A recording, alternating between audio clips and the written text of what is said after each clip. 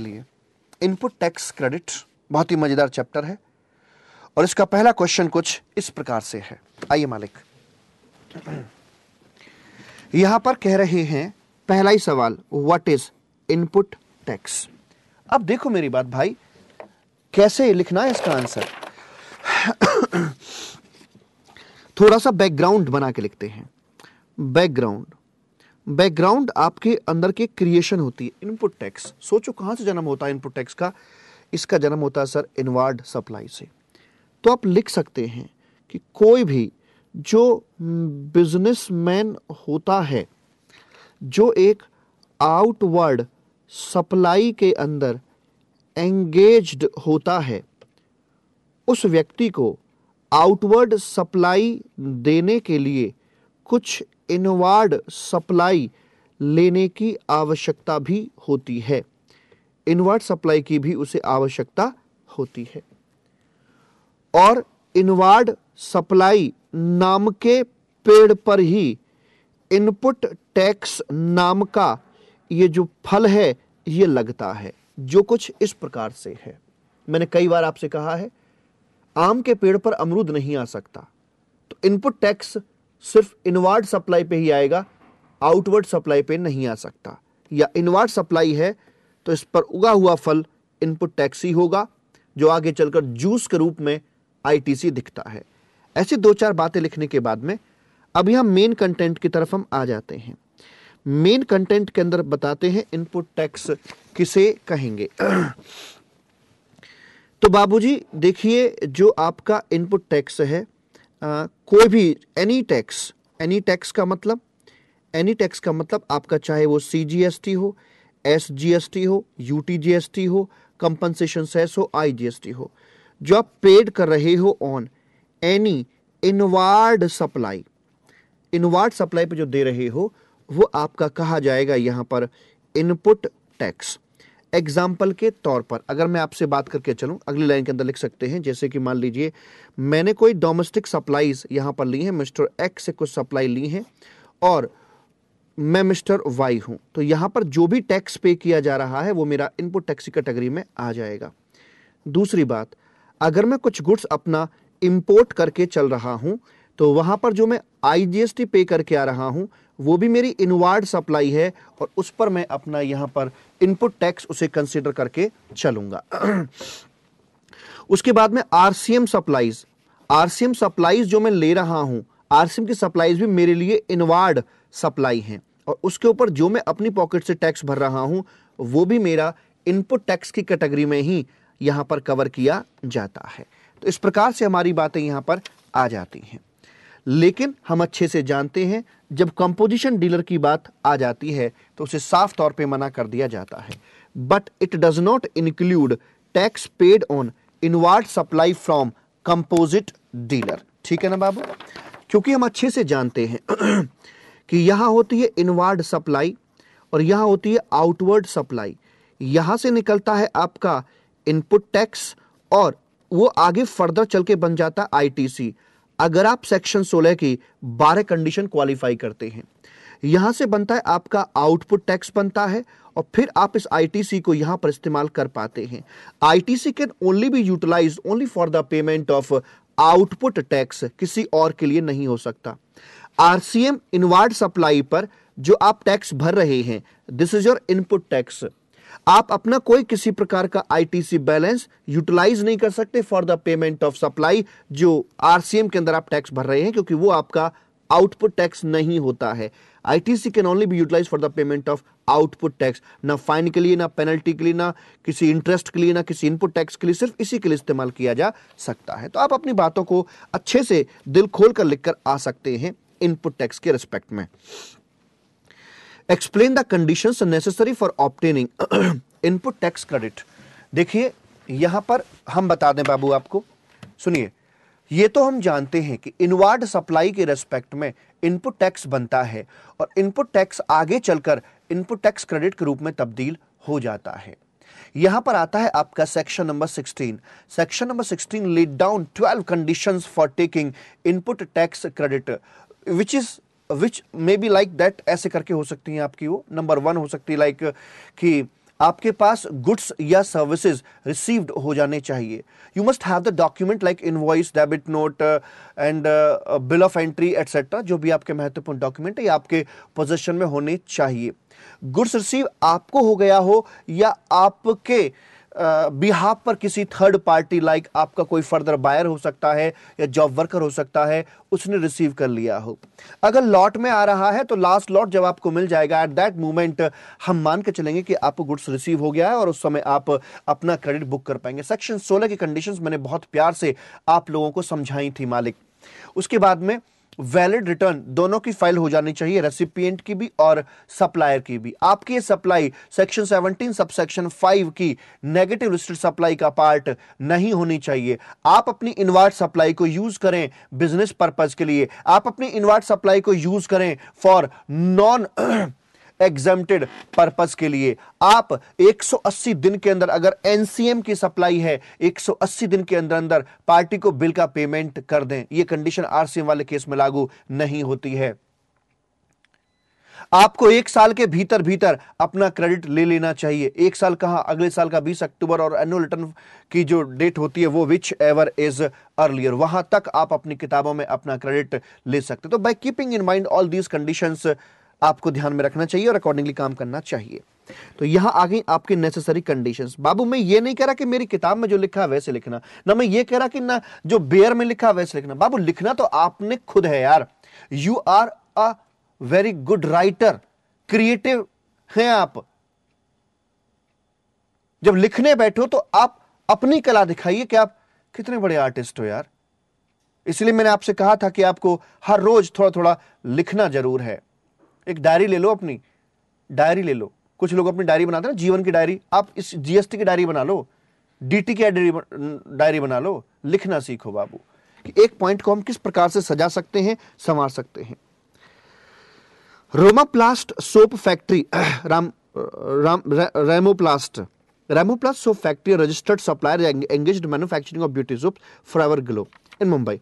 It has provided the following information pertaining to the purchase of made by services availed in the month. Services availed, purchase जो की है, service जो avail की है। मतलब ये कह रहा भाई साहब मैं आपको इनवार्ड सप्लाई की जानकारी दे रहा हूं, जरा मुझे बता दीजिएगा, ठीक है। सोप मेकिंग मशीन इसने परचेज करी है। ये 4 आइटम इसने यहां पर खरीदे या सर्विस ली है। आईटीसी के बारे में पूछ रहा है। मुझे बताओ यहां वर्किंग नोट कितने बनेंगे साहब? एक एक किस पे? 100 तालियां। हर एक बात पर वर्किंग नोट होगा। और मैंने कहा भी है कि पहले आपको वर्किंग नोट बना के चलना है। सोप मेकिंग मशीन है, 50,000 रुपए की है। बताइए इसका आईटीसी मिलेगा या नहीं? ये जीएसटी अमाउंट है। यस सर, पहले वाले पॉइंट के अंदर हमें 50,000 रुपए का आईटीसी अवेलेबल हो जाएगा। एज सोप मेकिंग मशीन हमारे लिए एक प्रकार से कैपिटल गुड्स है, जिसे अपनी बुक्स ऑफ अकाउंट के अंदर हम कैपिटलाइज करके चलते। कैपिटल गुड्स वो होता है जिसे बुक्स ऑफ अकाउंट में कैपिटलाइज किया जाता है ना, इसे हम कैपिटलाइज्ड करके चलते हैं और इसमें कहीं कोई दिक्कत नहीं है। हम बाकी जो कंडीशंस है कि आउटवर्ड सप्लाई हमारी एग्जेम्प्टेड नहीं है, ये सारा कुछ एज्यूम कर लेते हैं आगे चलकर। बाकी इसमें इनहेरेंटली कोई दिक्कत वाली बात नहीं है और ना ही ये सेक्शन 17 सबसेक्शन 5 के अंदर नेगेटिव लिस्टेड सप्लाई है। तो इसमें without an issue we can book the credit of ₹50,000। अरे 2-4 बातें अपनी तरफ से जोड़ सकते हो तुम, एक आध घटा भी सकते हो। स्टैंडर्ड नहीं है कुछ मैं बोल रहा हूं। 2-4 जोड़ सकते हो, 2-4 घटा सकते हो, है ना, कर सकते हो। नंबर 2 पर आइएगा। मोटर व्हीकल है, कान खड़े हो जाते हैं मोटर व्हीकल का नाम सुनते हैं। क्या आता है? As per section number 17 subsection 5 in general motor vehicle का आईटीसी अवेलेबल ना होता है। अच्छा, बट अवेलेबल होता है ओनली इन स्पेसिफाइड सर्कमस्टांसेस, जब आप मोटर व्हीकल को यूज करते हो फॉर फर्दर सप्लाई के लिए या फॉर ट्रांसपोर्टेशन ऑफ गुड्स या पैसेंजर। इसको मत लिखना जो मैं लिख रहा हूं, ये आपकी समझ में आएगा, मैं तो वैसे ही लिख रहा हूं। गुड्स या पैसेंजर को ढोने के लिए या फिर आप उसे इस्तेमाल कर रहे हो ट्रेनिंग वगैरह के लिए, मोटर ड्राइविंग ट्रेनिंग देने के लिए, उनको मिलेगा। परंतु चूंकि यहां तो साबुन बनाने की फैक्ट्री है, सोप बनाने की फैक्ट्री है, जो कभी किसी इस स्पेशल सर्कमस्टांसेस के अंदर फॉल नहीं करती है।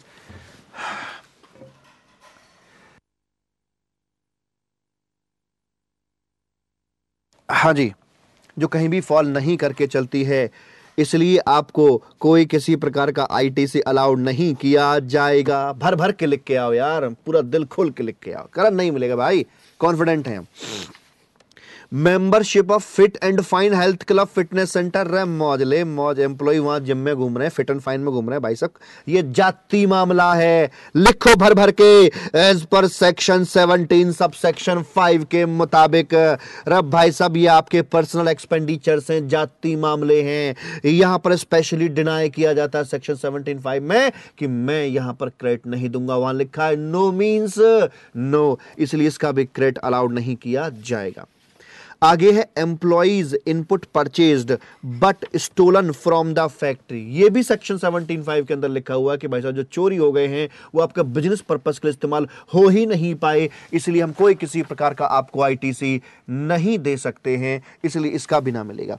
तो बाबू सारे 4 वर्किंग नोट तैयार हैं, अब देख लो जिसका मिला है, टेबल बनाइए सुंदर सी, ऐसे करके टेबल बनाओ, पहले का मिल गया बाकी किसी का नहीं मिला, बनना पड़ा, खत्म है ना, ये है बस आपका, और कुछ नहीं है जी। आगे आ जाओ mister Saurabh ji, messrs Saurabh ji, a registered supplier, supply the following goods and services for construction of building and complexes, excavator for required period at a per hour rate. अच्छा ये काम है इनका, एक्सकेवेटर खुदाई करने की मशीन जो है वो देते हैं पर आवर रेट पर।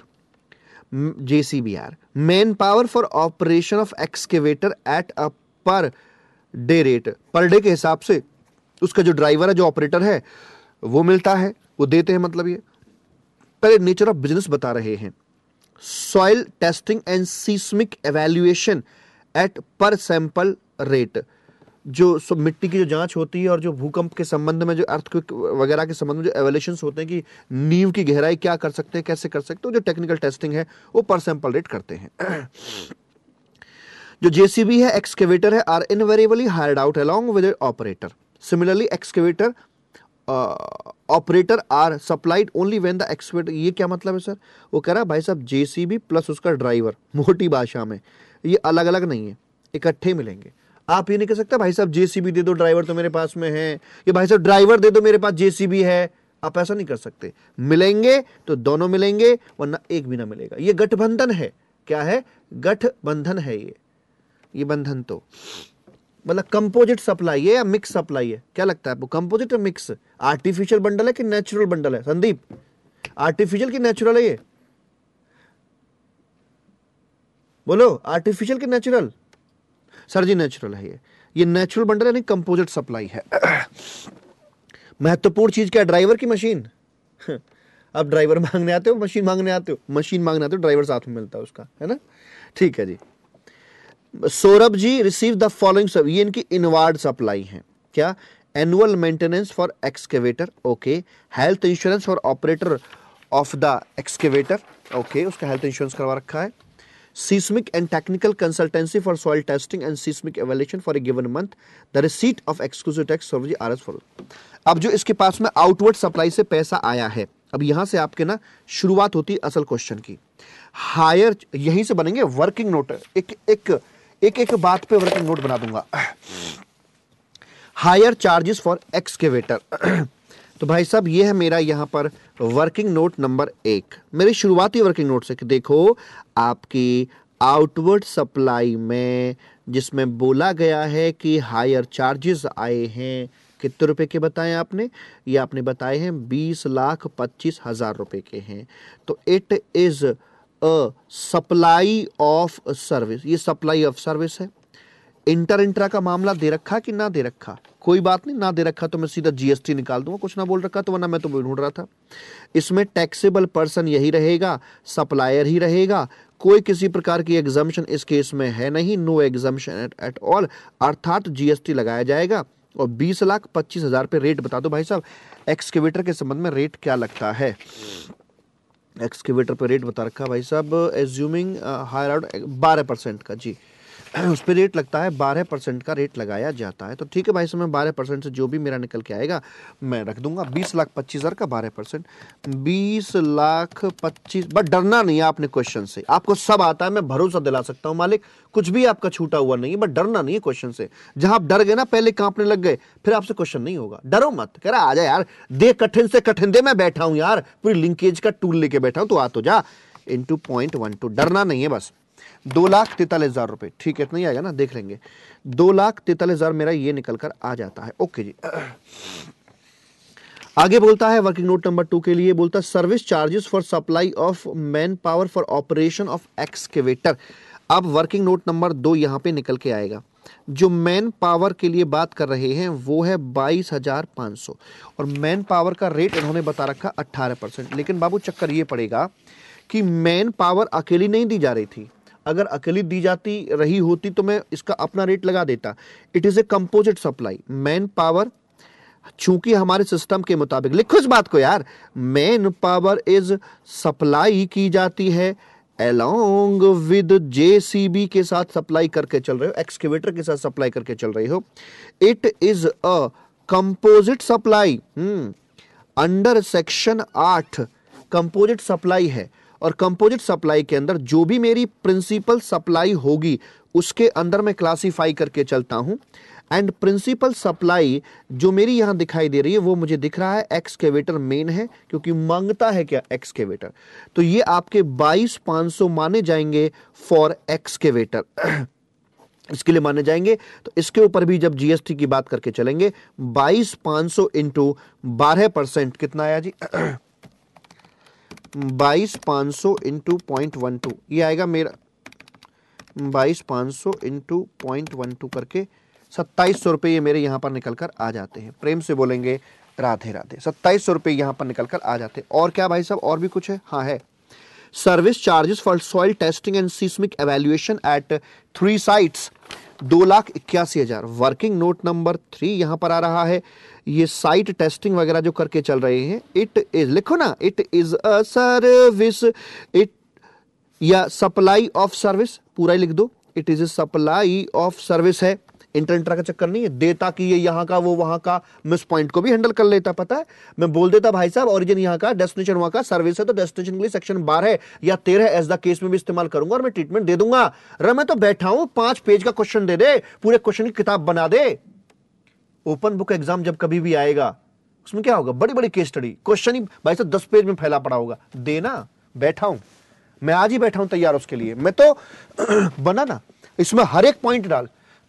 इसी क्वेश्चन के अंदर इंट्रा इंटर का चक्कर डाल, गुड्स और सर्विस का चक्कर डाल, कंपोजिट मिक्स का चक्कर डाल, आरसीएम एनसीएम का चक्कर डाल, 20 लाख 10 लाख एग्रीगेट टर्नओवर का चक्कर डाल, कुछ एग्जेम्पशन डाल, कुछ टैक्सेबल डाल, कुछ की वैल्यू बता, कुछ को ओपन मार्केट प्राइस पे डाल। बैठा हूं ना मैं यहां पे, एक एक चीज को चुन चुन के लिंकेज के दम पर सही करके आऊंगा, मुझे पता है। कुछ टाइम ऑफ सप्लाई पे बोल, एक ही क्वेश्चन के अंदर कि सर्विस है तो सर्विस में पेमेंट को कंसीडर किया जाता है, एडवांस पेमेंट को, गुड्स के केस में से कंसीडर नहीं किया जाता। डालना, कुछ एनसीएम के टाइम ऑफ सप्लाई निकलेंगे, कुछ आरसीएम के निकलेंगे। एक ही क्वेश्चन में पूरी पूरी जान लगवा दे, 2 घंटे लगवा दे क्वेश्चन के अंदर। मैं बैठा हूं यहां पे, कोई दिक्कत नहीं है।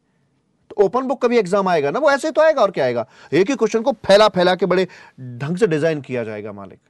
और अगर आपके पास लिंकेज की पावर है तो आप कहीं गलती नहीं कर सकते, गलती नहीं कर सकते। चलो आगे। हाँ जी, तो ये एक सप्लाई ऑफ सर्विस हमारी आ जाती है, नो डाउट। और टैक्सेबल पर्सन यहां पर यही रहेंगे, और एग्जाम्शन है ही नहीं इसके रेस्पेक्ट में कोई, हम जानते हैं सारी एग्जाम्शन लिस्ट हमारे टिप्स पर है भाई। सब होगा, इसका वैल्यूएशन होगा 2 लाख बता रखा है, 81,250, 2,81,250 पर होगा। और इनटू कितने पर रेट क्या है इसका? सीस्मिक वाले का रेट कुछ बता रखा है कि नहीं बता रखा? सीस्मिक वाले का रेट है, क्या तो रखा है, will be tax soil testing will be independent and, हाँ ये क्या तो रखा है आगे, नहीं पीछे कहाँ था क्वेश्चन में ढूंढ रहा, मैं आंसर में ढूंढ रहा हूँ। Supply of man power service and soil testing, हाँ सॉइल टेस्टिंग इसमें 18% पर है। ये हो गया इसका 18% पर 2,81,250, 2,81,250 इंटू आ गया आपका, इंटू आ गया 0.18। 51,000, 51,111 ऐसे करके आपका यहां पर निकल कर ये आ जाता है मालिक। ठीक है जी। और अब तक वैसे आउटपुट लायबिलिटी क्या बन गई आपकी, 243 ये करके आ गया, और 2700 प्लस आपके ये आ जाते हैं। ये आ रही है 2,96,811 क्यों आ रही है मेरी यहाँ पर 325 आ रही है, ऐसे कैसे, हमने कैलकुलेशन में कहाँ गलती कर दी। ये 2,81,250 था ना, एक सेकेंड, 2,81,250 था इंटू 0.18, हाँ ये आएगा 50,625, 50,625। तो टोटल कितना बन गया अब तक वैसे यहाँ का 50,625। मैं देख लूँगा कि कैलकुलेशन एरर तो नहीं कर दी, प्लस इतना और प्लस 2,43,000, 2,96,325। हाँ ठीक है जी, वही बनेगा, 2,96,325 बनेगा। तो अभी मैंने जोड़ना नहीं है आप इसको, ये तो मेरे वर्किंग नोट चल रहे हैं। आगे चलिए जरा, आगे बोलता है इसमें ये आउटवर्ड सप्लाई होगी, ये इनवर्ड सप्लाई है। एनुअल मेंटेनेंस फॉर एक्सकेवेटर, बोलिए इसका आईटीसी मिलेगा ना मिलेगा।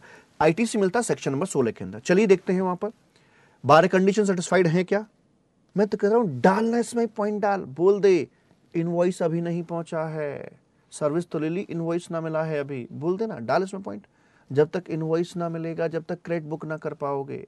वैसे तो सर्विस ऐसी है कि एलिजिबल क्रेडिट बुक हो सकता है, लेकिन कोई और कंडीशन डाल दे, या ऐसे बोल दे अभी मैं बुक ना कर पाया, मेरा लेट हो गया, कुछ भी डाल सकता है यार, हर चीज के लिए तैयार रहो। लेकिन बाकी कोई चक्कर है नहीं, बिजनेस पर्पस के लिए डायरेक्ट लिंक है, इसका आपको आईटीसी मिल जाएगा no doubt as per section number 16। Health, ना ही ये सेक्शन 17 सब सेक्शन 5 में नेगेटिव लिस्ट सप्लाई में आती है। हेल्थ इंश्योरेंस, ओए होए एक्सकेवेटर, अच्छा बीमा हो रहा है तेरा पर्सनल, इसका नाम मिलेगा भाई साहब, इसके लिए एक वर्किंग नोट आ जाएगा सेक्शन 17 सब सेक्शन 5 के मुताबिक। हम इस पर कोई किसी प्रकार की बात नहीं करके चलेंगे, वर्किंग नोट डालेंगे आप इसके लिए। Scientific and technical consultancy for soil testing and seismic evaluation 1,12,500, बिल्कुल directly connected to your business है। आउटवर्ड लाइबिलिटी आपकी नॉन एग्जेम्प्टेड है, निश्चित तौर पर आपको इसका आईटीसी अवेलेबल हो जाएगा। तो 1,12,500, 1,12,500, 2,25,000 रुपए का आपका यहां पर ये बन जाता है आईटीसी कुल मिलाकर, और आपकी नेट लाइबिलिटी ये निकल कर आ जाती है। मालिक क्वेश्चन अच्छा था, इसमें कोई बुरी बात नहीं है, लेकिन सबसे बड़ी बात ये आपके 1 2 3 4 5 6 वर्किंग नोट आपके आने मैंडेटरी हैं, 6 वर्किंग नोट आपके आने मैंडेटरी ही हैं। इस क्वेश्चन के अंदर खतरनाक लाइन कौन सी थी जहां पर बच्चा गलती कर सकता है, बताओ, ये वाली